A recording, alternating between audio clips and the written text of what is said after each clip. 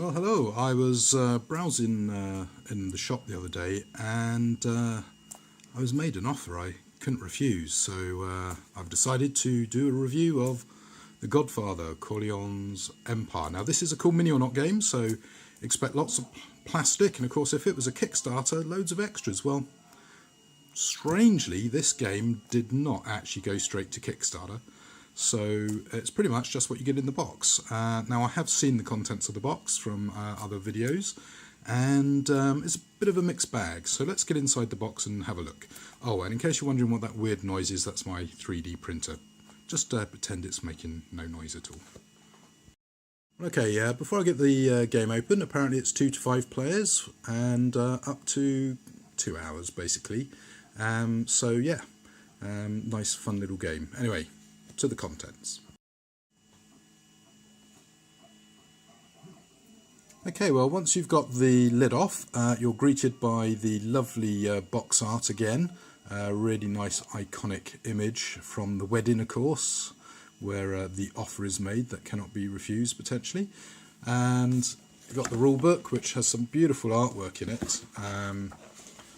So yeah, this lovely cityscape. Tell you what, let's move this box back. This beautiful cityscape of the Manhattan skyline, really, really lovely.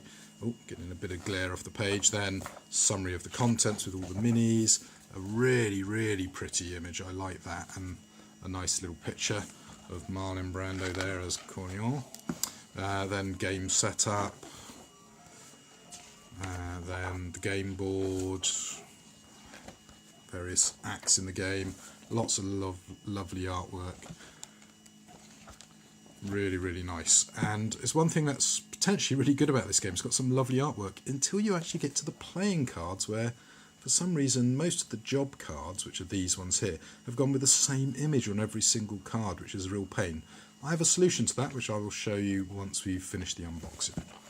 Anyway, there you go. So it goes through various things, a lovely scenic bit with a guy coming with a gun down the stairs, obviously to do something, and then game end, the various bonuses, the various families and extras, etc., and then some ability icons. So nice, short, simple little rulebook, and then what's known as the job cards, location chits. So they're red and blue, not too many of them. I was actually expecting a few more than that for some reason, I don't know why. Anyway, how easy are they to punch out? We'll find out in a sec. Then the rather nice game board, which has this weird sort of scratchy sort of skyline, which from a distance looks great. When you get up close, it's, you know, it's a little bit less impressive, but it looks great from a distance, and then with a nice clear iconography. Then the various acts. So we start off with the wedding up the top, then we go to the Turk, then Sonny's murder, then the betrayal, and you basically start off with blue locations in Act 1 and 2, you get red location in Act 3, another red location in Act 4, and then in Act 2 you get an extra player piece, and then you kind of finish the game here, and then you've got your hand side, so 5, 5, 6, 2. So nice board, have to get that laid out. Then you actually get to the contents of the box, which has got these rather wonderful tins, which are your suitcases, and you drop your cards in here and then seal them up, and they then become secret information. You've then got these job cards, which, as I said, are a little bit disappointing in the base game.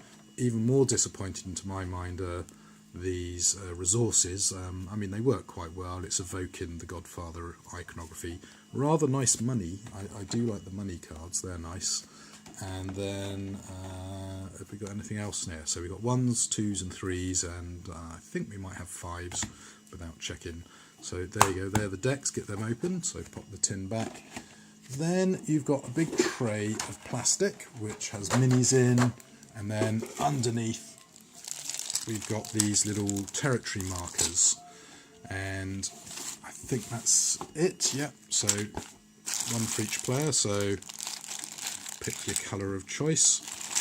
And then you've got this rather superfluous tray. Now I think the idea is that these little bits go in here, but you could potentially get some extra figures maybe in the future to go in there. We'll have to wait and see. Anyway, being a cool mini or not game, there are obviously nice minis involved. So, oh, sellotape. A little touch is this little miniature car. Let's actually put it on the board here, see if it shows up better. So, got this little miniature car, and this is a phase tracker, so it moves along the various phases across the top of the board. You've then got a first player marker, which is this horse's head, another infamous moment from the game. Now, sadly, my one seems quite distorted, so I might have to try a bit of hot water on that, see if it will recover. I've got a feeling it might not do now. Where is Mr. Corleone? Ah, here he is. So here is your turn tracker. So this sits up here and moves down the various phases. So it's a nice little touch. Then you've got a couple of neutral pieces, which are these three guys here. Then you've got your various family members, and they're all slightly unique. So you've got your kind of thugs, your goons, who are obviously identified by the player colour, and then you've got your family members who are all individually sculpted, so that's pretty impressive. Now, I think all the goons are the same, so every single mob family has this goon figure with several bases. In fact, I think you get 2 of them, is it? Yeah. So, sorry, 3 of them. So you have 3 goons and then 3 family members, and you start off, if I remember correctly, with 1 family member, and then in Act 2 you get a second one, and then in the final act you get your final family member. And each family has a similar thing, but as I said, they have unique sculpts for the family members, so there you go. Different people, and as you can see probably on the board, there are square spaces, square spaces and round spaces to place your figures. Anyway, let me get the game board set up, and I'll just give you a quick kind of idea of maybe how the game sort of plays when you've actually got it in action. Okay, well, part of setup, you're going to actually shuffle together all the red tiles, the blue tiles, and also the job cards, and they come in different flavours. So for example, we've got Take the Cannoli, Shakedown, Can't Refuse, Muscle In, and as you can see, they all share the same artwork, and they're decent card stock, but I think you're best sleeving them, to be honest. Now, because they're fresh out the packet, they are a little bit sticky, obviously being packed when the ink was still a little bit moist maybe, but don't seem to have taken any damage, so that's good news.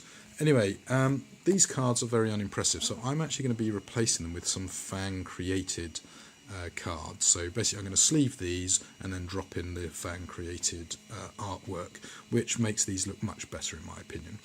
Now, as you can see, different job cards have different effects. So for example, if you've got a gun, you can play this card, you can gun down an enemy thug and you'll get a reward of 3 money. And Shakedown, you need to have one of each good type, shake down the front of any one business, even if it's got a thug, and get 5 money. And the good types, as I say, they're fairly basic, slightly disappointing artwork as well, but it's nice and clear. So there are 3 main good types, so dirty guns, dirty money, and obviously illicit alcohol. But a bit later on in the game, potentially we're going to introduce a wildcard type of good, which is drugs, which basically, as per the colour coding, counts as any type of good.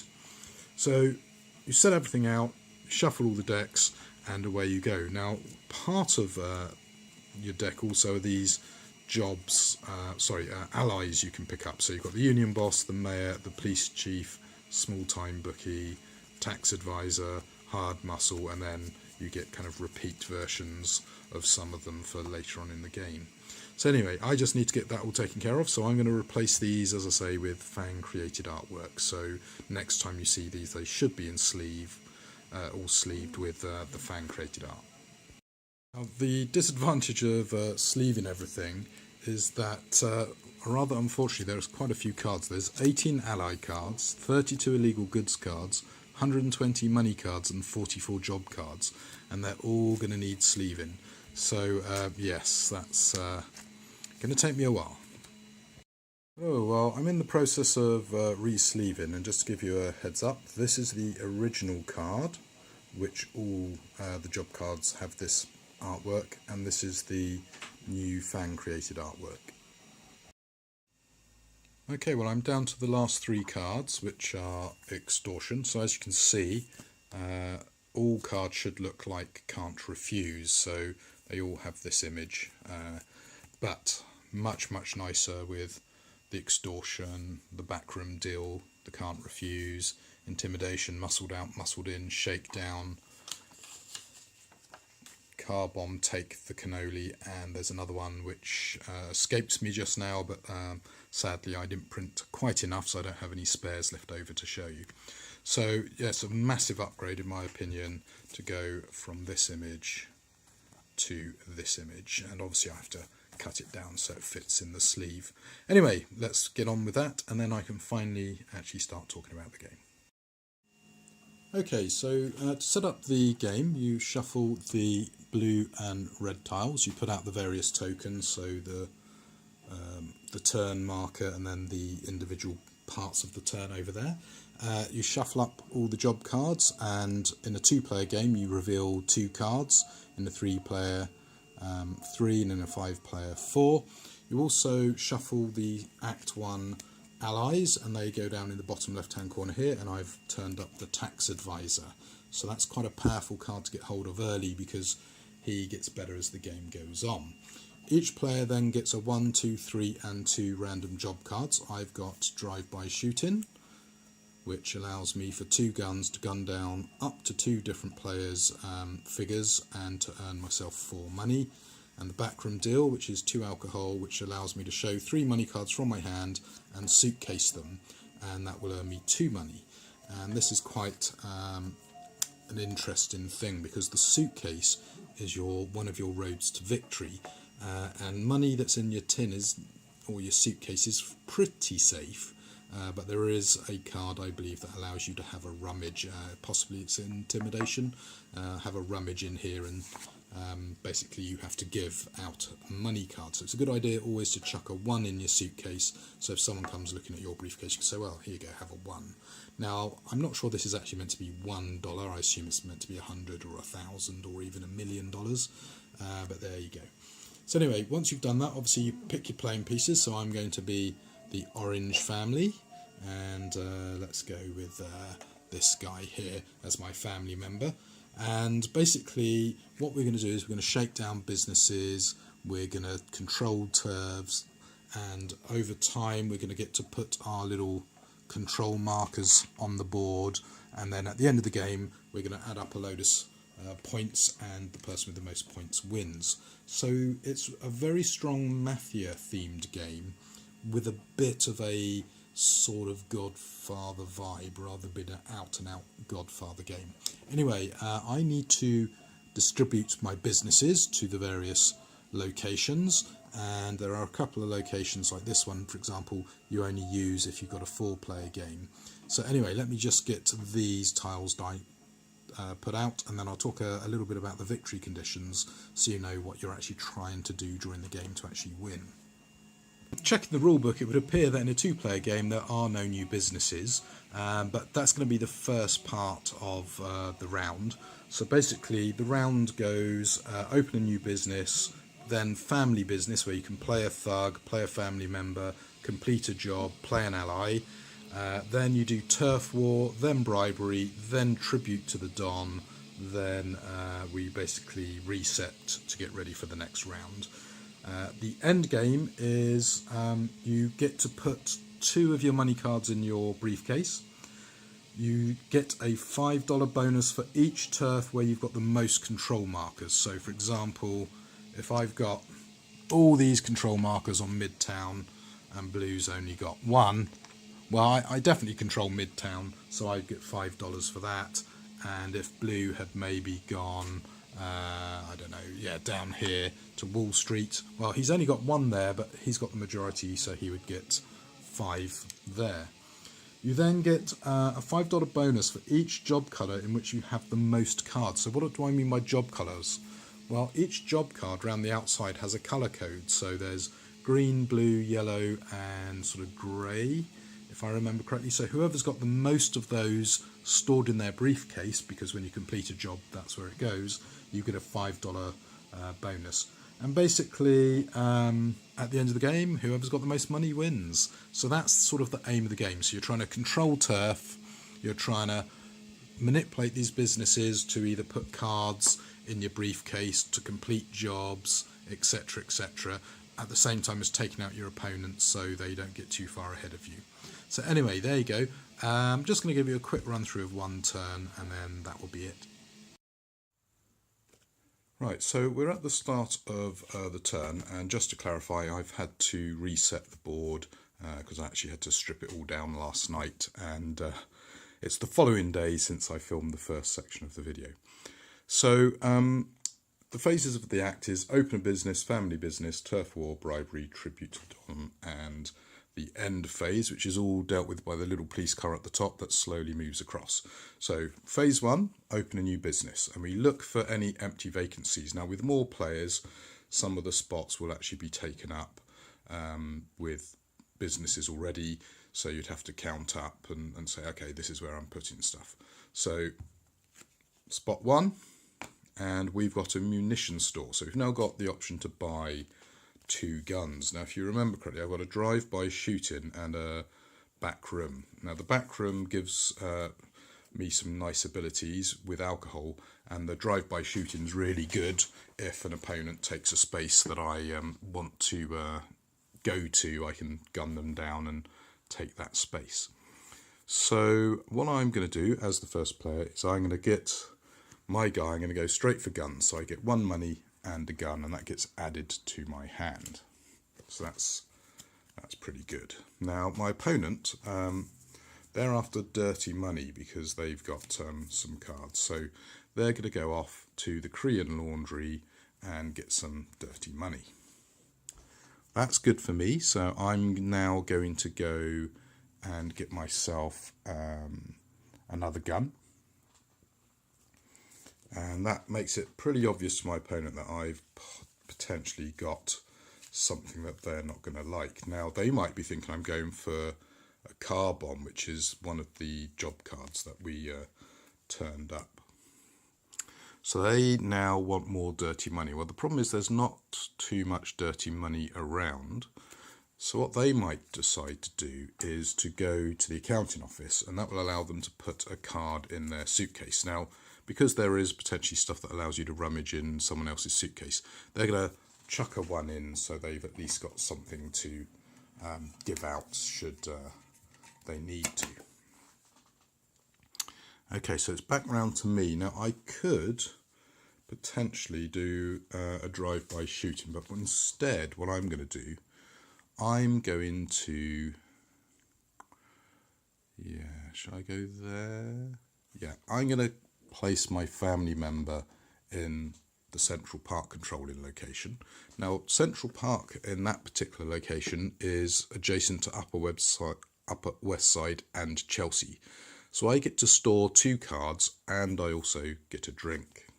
So I'm going to chuck my 2 ones just to make sure I've got some safety in my suitcase for later.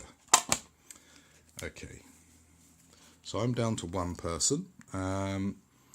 So my opponent, they need some dirty money. So they will probably do a similar thing. So what they're actually going to do, they're going to come to the Brooklyn Bridge, and that gives them access to Brooklyn and Wall Street. So they're going to get a gun, dirty money, and they also get to draw a random job card, which they've done. So there you go. So it comes back to me. Now, I don't want to play my last figure, because if I do that, I can't take any more turns this go. So what I'm going to do is I'm going to pay my 2 guns, which allows me to do a drive-by shooting, to drive down 1 figure from up to 2 different players. I get 2 money for that. And this card goes in my suitcase because I completed it. So I can gun down someone. Now, I'm after some alcohol. which I can currently still do. So let's see. I think what I'm going to do is I'm going to gun down. Yeah, I'm going to gun down this guy here, and he's now. Well, he's not really sleeping with the fishes. He's swimming with them because he will actually come back a bit later on. Anyway, so that's me done. So it now comes back to my opponent. Now they've got 2 dirty money cards, so they're going to spend them to do what's known as a muscle in. So they earn 2 money for that, and they can take one of their figures from the city and use it again immediately. So they are going to grab this family member back, and what they want to do now, I think, is to... They probably want to stow some cards. So they are actually going to go here. So they are adjacent to Chelsea and Midtown. So they get a gun. And they get to stow 2 cards. So they're going to stow a 2 and a 3. So there you go. That's their turn done. So it's back to me. Now I can't do any more jobs. 1, 2, 3, 4, 5. So I'm going to be discarding a card at the end of the turn if I'm not careful.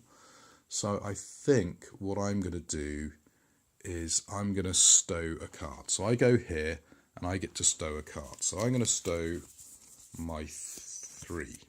Now, something interesting happens at this point. Okay, now because I placed a figure here, I need to check whether there's any family member who would benefit from me going here. Well, there is. So the next thing I need to check is who controls this territory. Well, currently no one. So because of that, I'm done. But if blue had a token here, they would get the back office benefit of filing a card as well. So it's very important a bit later on that we make sure we don't get that wrong. Anyway, it's now back to the blue player who's got the ability to take one final step. They've got 3 cards. They might want to get set up for the next turn. So I think what they are going to do is they're going to steal first player from me, so they get the token, and they also get 1 money. So there you go. So that's us all out of action. So we then move on to the next phase, which is the turf war. So Wall Street, only 1 orange, so Wall Street is controlled by me. Brooklyn, only 1 blue, so blue is now in control of Brooklyn. 3 Upper East Side, that's also blue. Then we go to Queens, no one's there. Upper West Side, well, it looks like it's orange. Then Chelsea gets a bit more complex. So this blue is influencing here, this orange is influencing here, and this orange is influenced here. So that's 2 to 1, orange wins and gets Chelsea. So with the turf war done, we move on to bribery, and this is where you bid to get hold of these guys. And basically, you have to rummage around in your briefcase looking for money.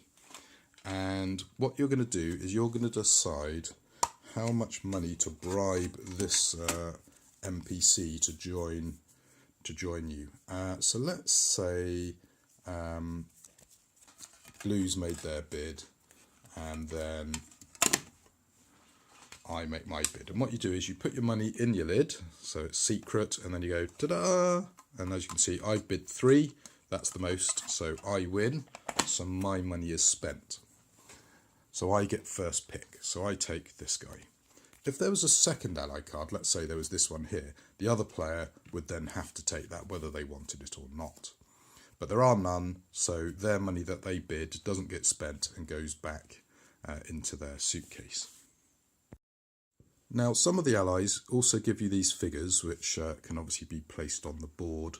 I'm not really going to show you those. That's something you can read up on in the rulebook. We now have to pay tribute to the Don, so I definitely want to keep that card, and we've got to have 5 cards, so that's 1. I want to keep my money, so that's 4. Problem is that's a lot of cards for me to potentially discard, so I'm actually thinking I'm going to bin these 3, which is a shame. So I now need to reconsider. So I can put up to 3 money. So 1, 2, 3, 4, 5. So I'm also going to bin this 2 as well. My opponent was a little bit better at playing their cards. They've got 4 cards. They don't need to discard any. So we now move on to the next round. So in the next round, the Don moves forward. These 2 family members now are available for us to play with. Well, just to wrap up then, I think this is a really nice, simple, quick game. Now, the artwork, straight out the box, is a mixed bag. I mean, I think the board looks great, particularly from a distance. The minis are obviously fantastic. They are in this weird sort of grey, resiny plastic, which might need to do a little bit of hot water on a couple of the Tommy guns. You've got the nice control markers which have the kind of Godfather puppet string iconography. Now, the money is brilliant. I really like that.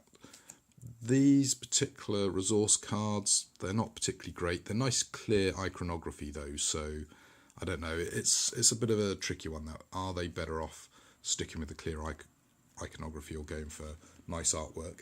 The build-in tiles, they seem okay. Obviously there is potentially the random nature of which particular tiles come out.